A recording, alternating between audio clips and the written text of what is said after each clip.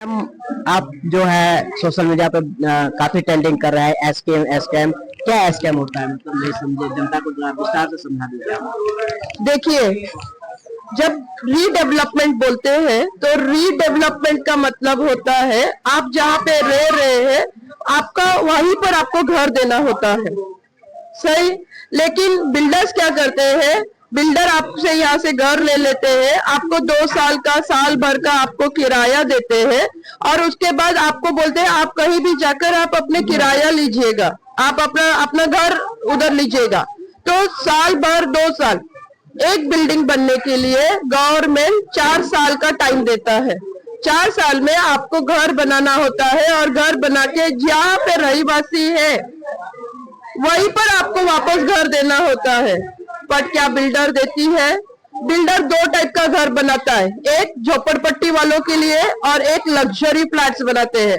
जो झोपड़पट्टी वालों का घर होता है, इनका घर का हिसाब से इनको मिलना चाहिए 450 स्क्वायर फीट का घर, पर इनको कितना देते हैं? 300 स्क्वायर फीट का घर। वो 300 स्क्वायर फुट का घर इनको देते हैं। यहाँ पर ये इतने बड़े घर में रहते हैं, वहां पे छोटा छोटा घर देते हैं। और वो जहाँ पे इनका घर है वहां पे लग्जरी फ्लैट्स बनाते हैं और करोड़ों में बेचते हैं। तो इनकी घर की कीमत क्या हुई? और कोई भी अच्छा आदमी एसआरए के फ्लैट में जाके नहीं रहेगा, क्योंकि हर एक को लग्जरी चाहिए।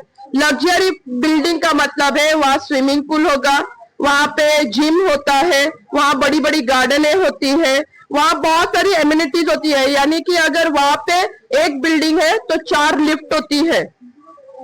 यहाँ के बिल्डिंगों में 2 है, उसमें भी लोग लंबी कतारों में खड़ी है, लंबी कतारें हैं और अपने टाइम के लिए वेट करते हैं ताकि हम लिफ्ट में चढ़े। तो मतलब ये तो क्या हुआ, ये क्या हुआ? नाइंसाफी हुआ लोगों के साथ में।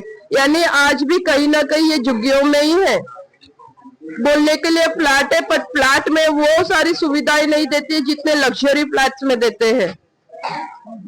अच्छा मैम, आप शिक्षा के बारे में बोल रहे थे, जो दिल्ली के स्कूल में, सरकारी स्कूल में जो स्विमिंग पूल है और शिक्षा यहाँ है, तो आप ये भी बोले जब हम मुंबई के बीएमसी स्कूल गए वहाँ पे शिक्षा अच्छा नहीं था और कोई तरह की समस्या थी यहाँ पे, इसमें क्या है? देखिए, मैं शिक्षित हूँ, मैं एमए बीएड हूँ। लास्ट 15 साल से मैं स्कूल में काम कर रही है। हम तो प्राइवेट स्कूल में काम करते हैं। आज के तारीख में आप प्राइवेट स्कूल में अगर चले जाएंगे तो कोई भी क्लास बिना एसी का नहीं है। कोई भी क्लास, आपको छोटे बच्चे से लेकर बड़े क्लास तक चले जाइए, बिना एसी नहीं है। उनको बहुत बड़ी बड़ी प्लेग्राउंड है, उनके स्कूल में स्विमिंग पूल होता है, उनके स्कूल में हर वो एमिनिटीज होते हैं जो एक बच्चे को स्कूल में मिलना चाहिए। आप यहाँ का बीएमसी स्कूल में जाइए, बीएमसी स्कूल में ना बैठने के लिए ठीक से बेंचेस है, ना उनको खेलने के लिए प्लेग्राउंड है। मील देते हैं तो एक महिला मुझे ऐसे ही मिली कि मेरे बच्चे को हर रोज खिचड़ी देते हैं करके, और वो मेरा बच्चा खिचड़ी नहीं खाता है। भाई रोज खिचड़ी आप क्यों दोगे? फंड आती है स्कूल में, वो फंड का आप क्या करते हो? जो फंड आ रही है वो मील के नाम पे, आपका वो पैसा कहाँ गया? इसके अलावा हर बीएमसी स्कूल के बच्चों को एक पासबुक दी जाती है, वो पासबुक में एक पर्टिकुलर अमाउंट आता है। तो रास्ते में एक महिला मिली मुझे स्कूल में जाने के लिए, बोलती है मैडम मेरा ना बच्चे का पासबुक में आज तक 1 रुपया भी नहीं आया है, तो ये पैसा कहाँ गया? कल एक छोटी सी रैली निकाली गई थी लोगों को ये बताने के लिए कि भाई वोट करो। अगर मैं यहाँ एक छोटे बच्चे को बुलाऊंगी और इसको पूछूंगी आपको पता है पॉलिटिक्स क्या होती है, आपको पता है वोटिंग क्या होती है, आपको पता है कि ये जो आप प्रचार में चल रहे हैं वो क्या होती है, अगर आपको वो नहीं पता है तो आपने इतने छोटे बच्चों को आपने स्कूल से बाहर कैसे निकाला? और अगर आपने इनको स्कूल से बाहर निकाला तो क्या आपने पेरेंट्स का परमिशन लिया? राइट से स्कूल के इसमें कंडीशन में लिखा है, अगर आप बच्चों को स्कूल से बाहर निकालते हैं तो पेरेंट्स का परमिशन इज अ मस्ट। क्या आपने परमिशन ली? आपने इतने छोटे छोटे बच्चों को गर्मी में ये कर रहे हैं, गर्मी में चला रहे हैं। तो ये कंडीशन है बीएमसी स्कूल की।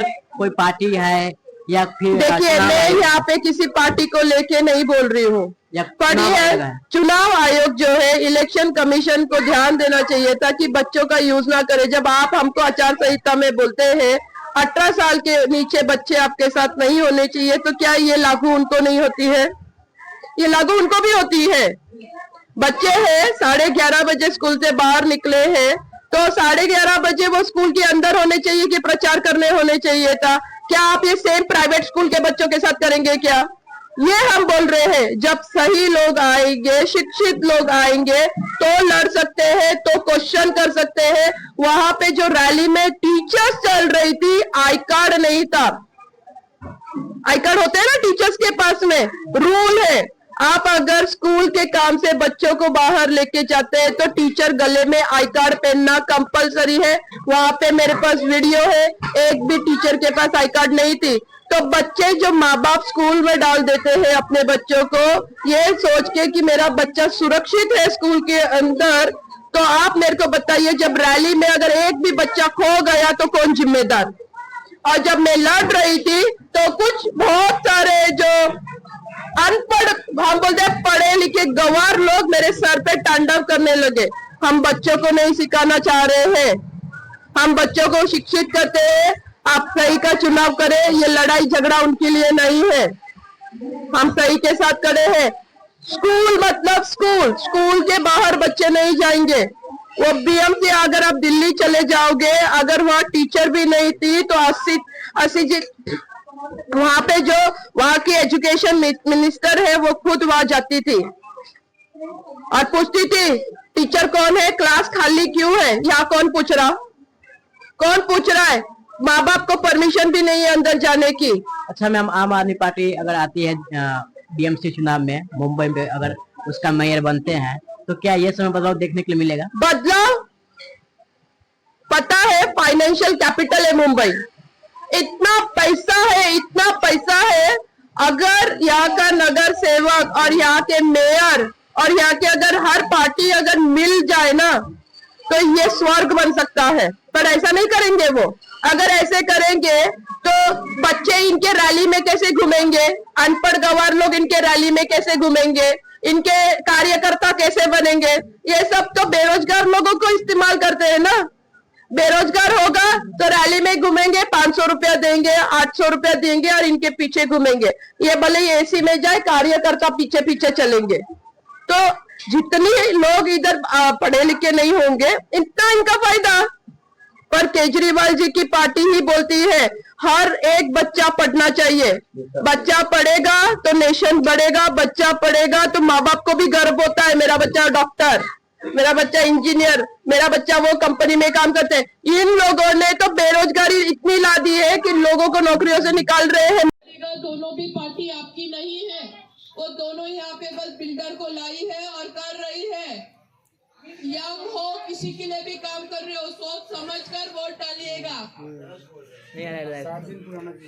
वो जो लोगों के लिए बात कर रही है, लोगों के हित में बात कर रही है, लोगों को एजुकेट कर रही है। घर तब दीजिएगा जब घर देंगे।